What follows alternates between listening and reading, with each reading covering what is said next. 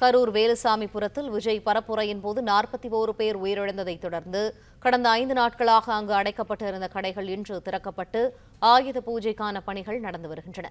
இது தொடர்பான மேலும் விரிவான தகவல்களை எமது செய்தியாளர் செந்தில் வழங்க கேட்போம். செந்தில், தற்போது அங்கு இருக்கக்கூடிய சூழல் என்ன? விரிவான தகவல்கள்.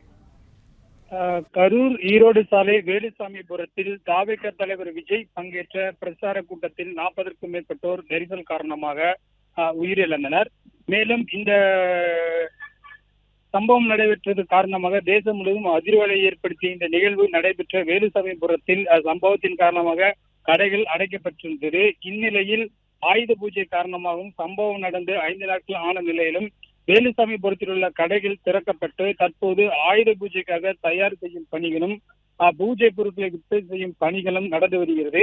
இந்நிலையில் சம்பவம் நடந்த அருகில் உள்ள பகுதியில் உள்ள கடைகள் தற்போது திறக்கப்பட்டு அங்கு வியாபாரமானது நடைபெற்று வருகிறது. இருப்பினும் அப்பகுதியில் பொதுமக்கள் நடமாட்டம் இன்னும் அதிக அளவில் இல்லாமல் மந்தகதியாகவே காணப்படுகிறது. இருப்பினும் மாவட்ட போலீசார் சார்பாக அங்கு ஏராளமான போலீசார் தற்போது பாதுகாப்பு பணியில் ஈடுபட்டு வருகின்றனர். அந்த சம்பவம் நடைபெற்ற இடத்தில் 5 நாட்கள் தொடர்ந்து கடைகள் திறக்கப்பட்ட நிலையில் தற்போது இயல்பு நிலை மெல்ல மெல்ல திரும்பி வருகிறது. பிளே ஸ்டோர் மற்றும் ஆப் ஸ்டோரில் இருந்து பாலிமர் செயலியை QR கோடு மூலம் பதிவிறக்கம் செய்யுங்கள்.